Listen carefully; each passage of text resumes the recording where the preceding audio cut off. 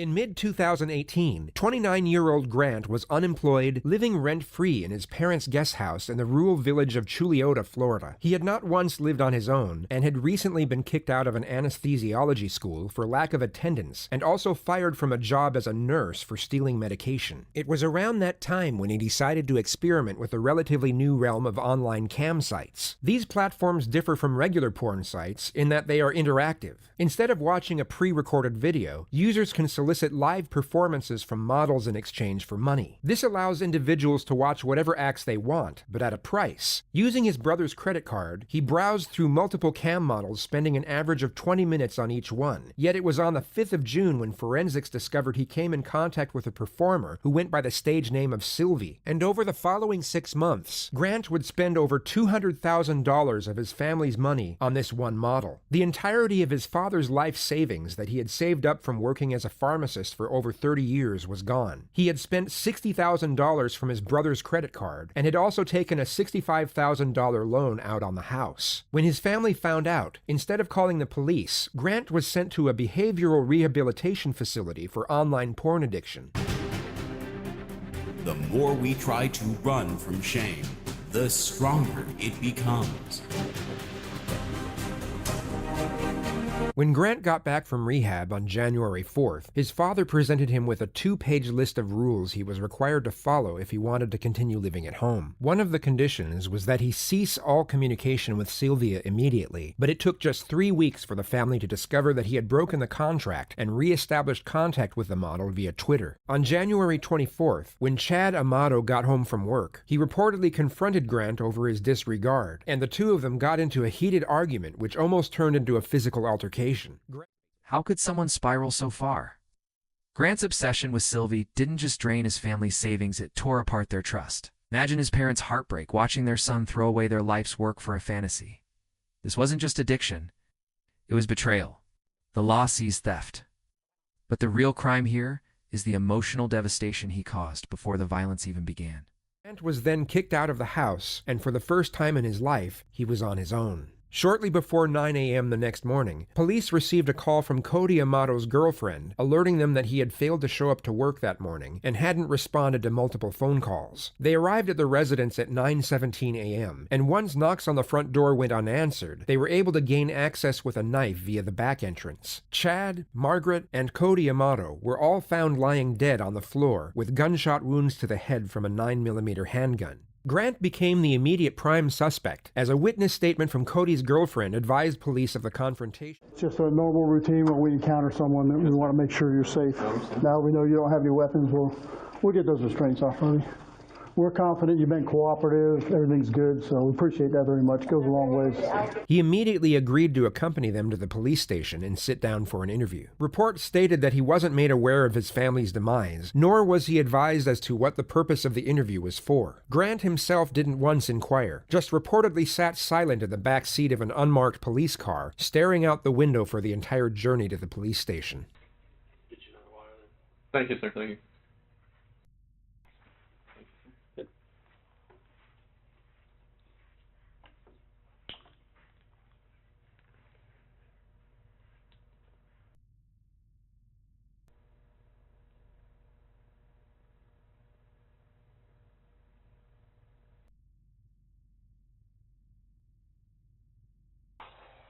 Did you want some Coke or anything? No. I'll hold off on that. Okay. Hi, I'm Eva. Hi. How are you? I'm here. Just to restate, he has not been told, nor given any insinuation as to why he is sitting inside an interrogation room, and has not once inquired himself. Hey, we really appreciate you coming up here with us. And at any time during this you need to stop and go to the bathroom, want a drink, thing, just let me know, and we'll be happy to get you in. My name is Danny Anderson, and I'm a deputy Seminole County Sheriff's Office, as is Eva. The investigator's initial plan is to establish a friendly connection with the suspect, which can often be a highly effective tactical procedure to elicit a more detailed discourse. Yet on this occasion, something seems to get lost in the endeavor, which you'll just have to see for yourself when the time comes. This is one of the most fascinatingly aggravating interrogations to ever be released into the public domain. So we just want to talk to you a little bit. The moment police found those bodies, my stomach dropped. 3 lives, Chad, Margaret Cotagon in a flash, all because of one. Man's obsession. It's chilling to think Grant was so detached that he didn't even ask about them. How do you sit silently when your family's dead? The legal system now had to unravel this tragedy, but the real question is, what drove him to such darkness? 5 or 6 years. Well, I was accused of grand theft of the third degree back in June of 2018. There was no evidence ever presented. All the charges were dropped. I had been applying for jobs for the last couple weeks. I'd gotten like 3 or 4 callbacks. And then I went on a job interview yesterday for a home infusion nurse job. What time was your interview yesterday? It was scheduled for 10. I got there at around 9 in the morning. And then I think we actually had the interview at about 9:45. How'd that go? I mean, it was all good. They didn't have anything. They said that they'd probably be getting back to me by Tuesday or Thursday this coming week. Get you back to work? Yeah, because, I mean, it's a crappy world when, you don't have any money, you can't do anything, so. Financially, how's the nursing, what you did? I'm sorry, I just don't know that much, or she knows a lot more about nursing. The nursing, how does it pay? How does it pay? I mean, if you work your standard 3 12 hours a week, you get anywhere between, I'd say, $45,000 and $55,000 a year. So, I mean, it's not bad. I think my best year, I made like $55,000. 55. Because I rarely worked overtime. Right. When I was just, because I had the whole plan of going to graduate school, so I was just kind of using it as a stepping stone at that time. Just to pay the bills, to Right. get you where you gotta, gotcha. And what you're going for, what does that pay? Nurse anesthesia pays, I mean, base like about 150 up to 175. Okay. High school, where'd you go? I went to Timber Creek. How were you raised? High school and the first 2 years of college, I was ABC. I was in honors in the major program for UCF. Girlfriends. I had, like, my high school sweetheart girlfriend for about 5 years. And then ever since then, no, like, official girlfriends, no flings or anything like that. Dates here and there. Dates occasionally, but, I mean, not really. Kind of focused on, like, just getting through the life goals that, I wanted to achieve.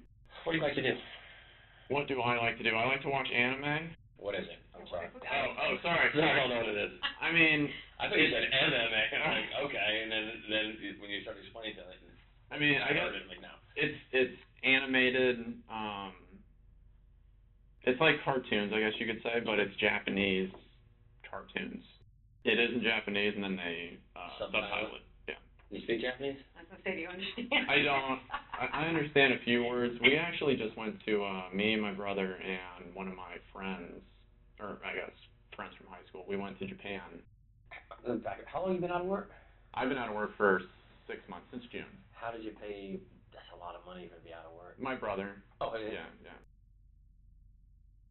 I think the only other game that we really played was Fortnite, but then that was starting to get to, like... That's a big deal right now. Man, yeah. The younger kids are all over it. generation. And actually, yeah, during the time that I was that I wasn't working as a nurse, I tried to do the whole Twitch streaming thing. What is that? I'm sorry. No. We're kind of where you have to explain a lot of this to us. With Twitch, it's you got your mic and then you have your face cam, and then basically people are just watching you play whatever game you're going to say that you're playing. Okay. On virtual reality, it was primarily just Beat Saber, so it's like a rhythm-based game, like Guitar Hero. Apart from that, we really didn't get into too many other games yet, because we were kind of just focused on Beat Saber. But I think we had downloaded a few other where it's just like you're going through like a world and you can interact with the world or something like that. Close with your brother Cody? Let's talk about Cody. Oh, yeah. Me and Cody. Who's older, you or him? He is. I'm the youngest one. I'm 29, he's 31. My oldest brother, Jason, is 35 or 36 now. Tell me about Cody. Cody. We decided to go to nursing school together. We decided to go to the nurse anesthesia school together. But a lot of people thought that it was weird because we did everything together and because we were so close, but yeah, I mean... Yeah, a lot of people understand the bond of brothers. I mean, yeah. The true bond if you're close with your brother. And I mean, during like this whole time, I mean, kind of like with just a few examples I've given you, he'd take care of everything for Always me. there for you. Yeah. Always there to support you. Always there. Yeah, did everything together, connected at the hip. Ever any issues really with him? No, like I was saying, during this last 6 months, it had been a very trying time. He would like have his moments where he would get extremely upset. Like Like, you know, he never gets violent, I guess you could say. But, like, at one point he got so upset that he, like, pushed a cabinet and then it, like, dented into the wall. Yeah, I mean, at least with me, he's always been, like, where he's there for me. Like, whatever it takes, regardless of what's happening, I'm going to take care of it for you. Tell me about your mom. My mom has, It must have been a bizarre sight for the detectives to witness, when a man who had just allegedly shot his mother in the back of the head gave a reminiscent smile when she was brought up in the discussion. she's always been the, kind of like Cody, she's always been the one that focused on me. And, Were you the baby? You Yeah. were truly the family baby? for my mom. What about Chief? Yeah. Okay. For my mom. Mom's favorite? Yeah. You know, countless times my dad would, like, come up to me and he'd make, like, me feel, like, he'd try and use things and word things to make me feel guilty so that I would, you know, do everything that I can, like, get a job. Almost like a motivation? Right. And he'd tell me time and time again that, you know, you're her favorite. I mean, she would do anything for you. Mm-hmm. And, I mean, it's like, yeah, I don't need to hear that. I mean, that's not what would motivate me. Sure. But no, with Mom, I think we yelled at each other a grand total of like 3 or 4 times my whole life. Never any issues. I mean, it was always, like, if there was somebody that I could talk to and, like, Cody wasn't available, I'd always talk to my mom. I'd always let her know what's going on. Yeah, I mean, she would help me out through anything. Okay. Tell me about Dad. Dad, What does he do? Dad's a pharmacist. He works for CVS.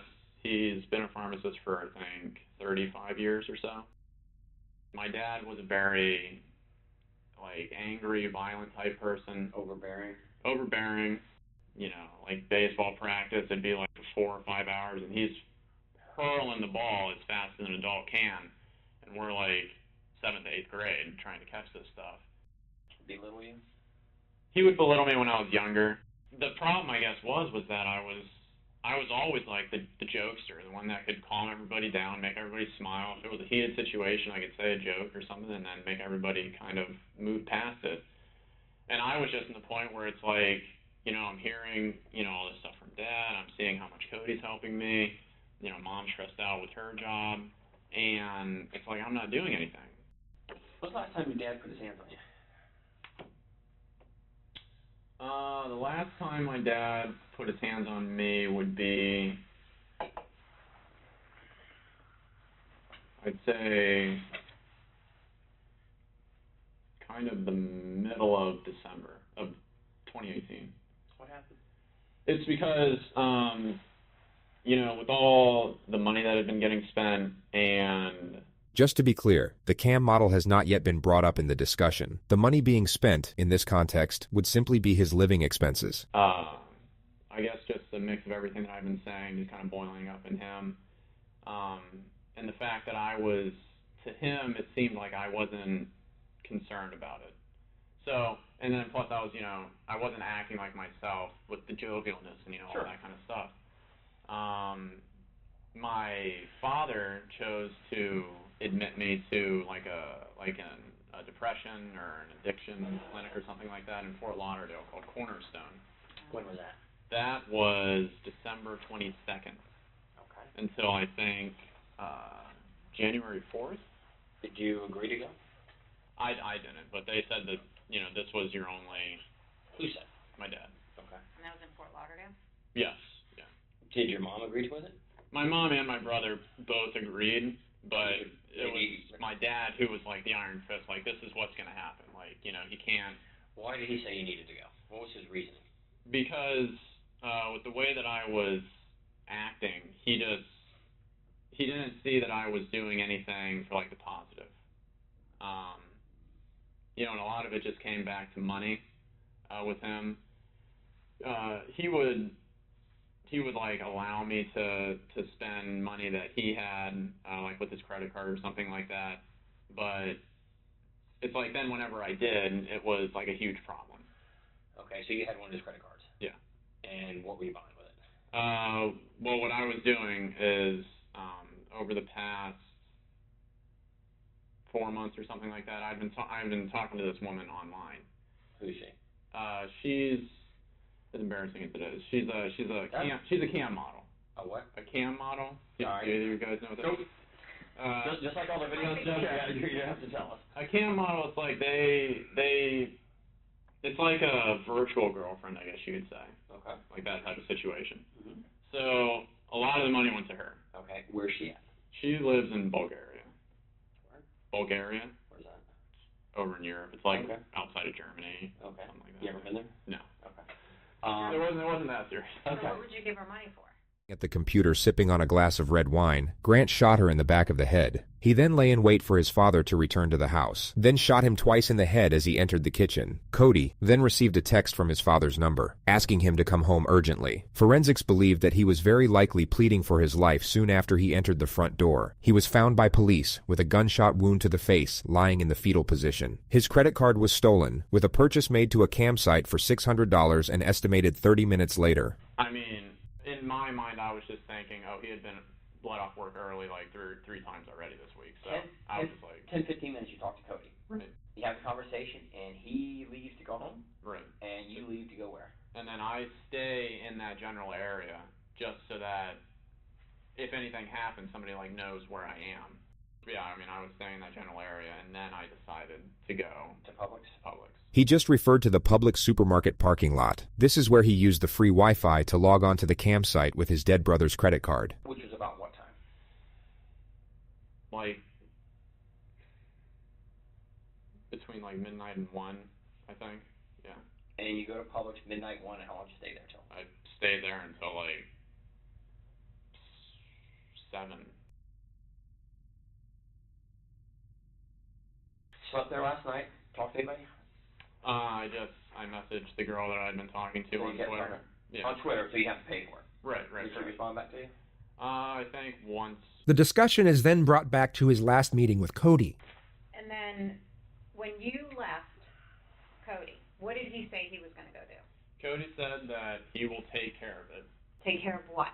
Just the situation that was at hand with whatever he had been updated with from my mom. Did he tell you what he was updated? He had told me the reason why like I'd been kicked out. But he really didn't give me that much dialogue like about that situation. You know, he was miffed a little bit because, you know, he had just gotten off work and now he has to go deal with this.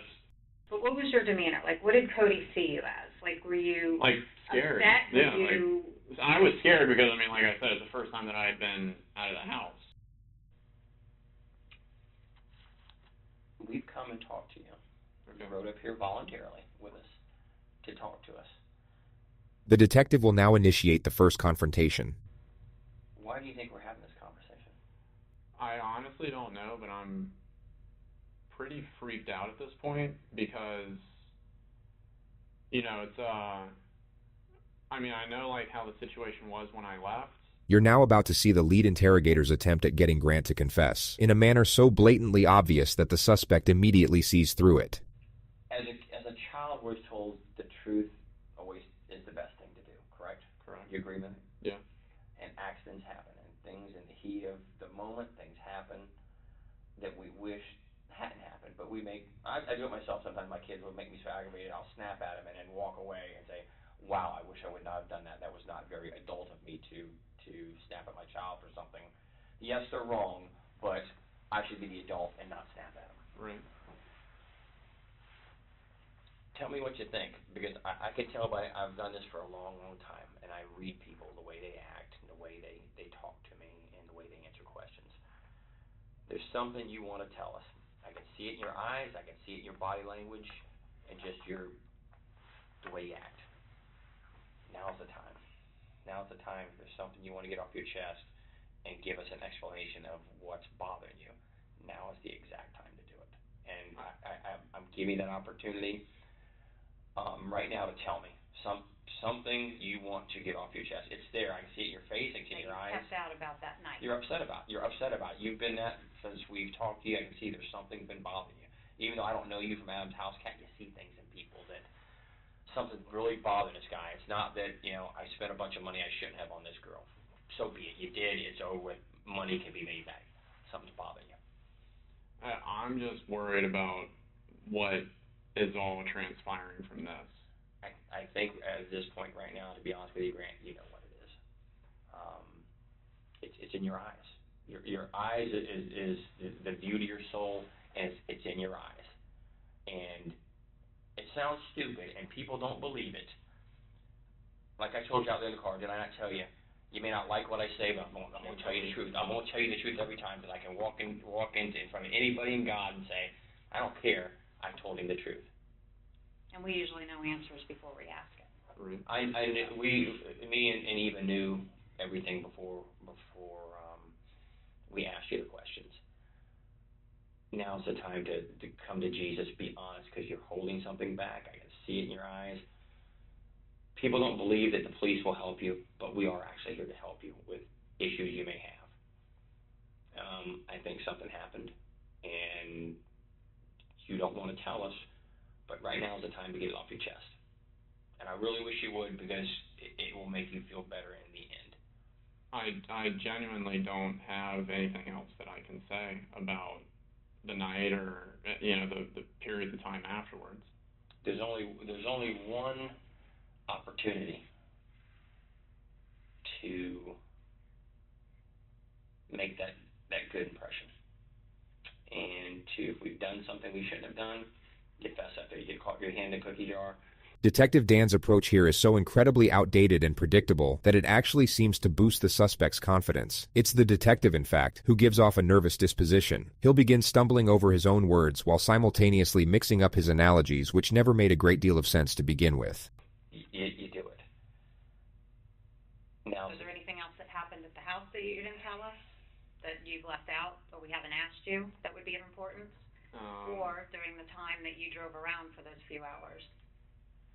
Did you ever really go back to the house that you haven't told us about? You'll also notice the female detective interject with something useful every now and then. But unfortunately, she's not the one leading this interrogation. That would be the detective who keeps bringing up Jesus, to a guy who just murdered his family to go jerk off in a parking lot to a Bulgarian cam model. I know things that you don't know.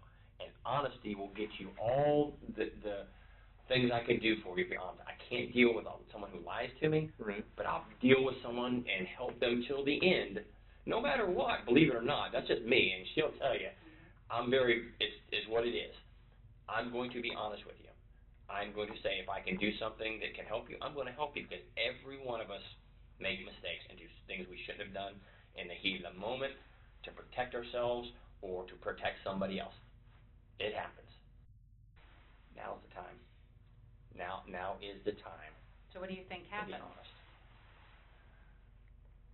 I think that there was something that obviously happened at the house. Tell me what happened. I don't know what happened.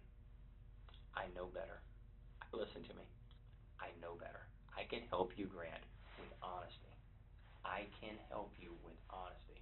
We think something else happened before you left the home, that you're either afraid of or embarrassed to talk about. But we need to know exactly what happened, because like Danny said, we can place you there at certain times.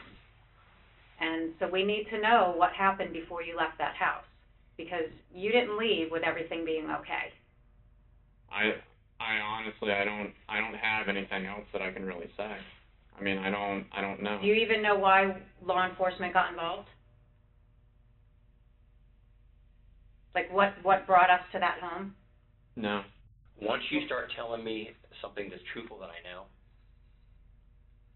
then we're going to have a conversation of exactly what happened. I mean, you're a smart guy. Listening to Grant lie about his family, I feel sick. He talks about his mom's love, Cody's loyalty, yet he stole from them and took their lives. It's not just murder, it's a betrayal so deep it's hard to fathom. Legally, his lies during interrogation dug his grave, but emotionally, it's the way he erased their bond that haunts me. How does someone become so lost? Well, we got called to the house because Cody didn't show up to work. So law enforcement goes over there, and can you tell us what we found? No, the only thing that I was told was that Cody would take care of it for me. And that's all that I know. So if anything happened in the home to bring law enforcement there, what would you think happened? That there was a shooting. Between whom? I don't know. Between Cody and my dad. And why would you think that? To protect me, or to help me, or to do something with me. So you're telling me you did not shoot Cody, No. your father, or your mother? No. I mean, I don't know, like, what more I can say. Well, when law enforcement arrived, that's what they found. So you're the only outstanding child. You're the one that's been having problems with your dad. You're the one that we haven't been able to find for 2 days. Do you understand now why we would be questioning you about this? Yeah, but I mean, I wouldn't, like, I wouldn't be saying, like, all, like, I don't know the way to, I don't know, like, what to even say. So if anything happened in the home, you believe it would be Cody and him? Yes. Because I don't have, access to anything. We know that Cody didn't shoot your dad. We know Cody didn't shoot your mom. We know Cody didn't shoot himself. There's something. And you still haven't asked us the condition of them or anything. That's because I don't know what the normal proceedings are, but The normal proceedings are for you to be honest about what happened. And then we help you understand everything that's going on from here on out, of what our responsibilities are. And we don't believe you're being honest. We feel that you are leaving something out about what happened in that home. And the evidence tells us what happened in the home. But you need to fill in the blanks. The suspect's composure was finally starting to slip. This was the perfect moment to draw out the silence to see how he'd respond to the pressure. Here's my hand for honesty. I am an honest guy. I'm going to be honest. And when it's all said and done, I'm going to be honest to the very last day that I deal with you. And then when this investigation continues, I'll go on to the next person and be honest with them. I can only do so much with honesty. Honesty. So what are you not telling us? What happened at that home that you know? Did you leave the house with your brother Cody looking like that? Or did you leave the house with your father looking like that? Or your mother? Is that how you left your family? No. Nobody else went into that house. Who left your family like this? If you were the one that's been depressed, you were the one that owes money, you were the one that got into a confrontation with your father, who did this to your family? If you were trying to defend yourself or something else happened, we need to know now. The female detective does an excellent job at affording him the option to admit to a lesser infraction, which in this case is self-defense. She provides the option while simultaneously building pressure. It's a textbook maneuver, and she does it very well. To help you. So tell us what happened, Grant. We're here to listen to you. Grant, we need the truth. We're here to make this right. You've got to tell the truth. It's on the tip of your tongue, my man. I get that. Did your father go after you and you try to protect yourself? No, I didn't do any of this. Hey, I know. Video surveillance tells me everything that happened this night. I'm telling you. Of people that you'd be surprised who in your neighborhood has video. And I know that there's only 4 people at this house during this time. 1, 2, 3, 4. Tell me. You got to tell me, man. You got to tell me. Get over that hoop. The video, if you're sitting there saying no, and video shows something else, guess what? Big problem. Because it will wind up later on that you can't get any help from anybody. A lot of this, what people make decisions on is honesty. Was somebody honest? Didn't fire a gun. None of them did. Cody did not go home. Or did your father point a gun at you? No, there's nothing else that I can say. Your emotions, your demeanor, your body language, your eyes tell me everything I need to say about you. You want to tell me in the worst way. You want to get this pain off your chest. Do it. I mean, there's just nothing else that I can say. So your dad had told you in the past before that he would kill you? Right. For what reason? For if I basically did anything related to this, again, costing him a lot of money. And Cody knew about that? Right. So when did you learn that your family was dead? I had been worried since last night when I was just in the hotel, but I knew when you guys told me. I mean, like, I knew when you guys had told me. You already knew, though. But I had... You already said, you knew. At any point, did you feel like you needed to reach out to Cody and see if he was okay, or? I just didn't want to call anywhere. I just didn't want to know. We understand your father was abusive, and we understand that he was the asshole. And if he threatened you, that he was going to kill you when you came back, you were probably in fear, were you not? So did your brother come home to try and defend you, and then this gunfight happened, and you got so scared that you left? This version of events would obviously clear Grant of any wrongdoing. The detective is hoping he... Grant was arrested 9 hours later at his hotel. His trial began on August 12, 2019. Grant Amato was so obsessed with this woman. You're going to see from the evidence in this case, at 2:53 a.m. on January 25th, after leaving the house that contained the 3 dead bodies of his family,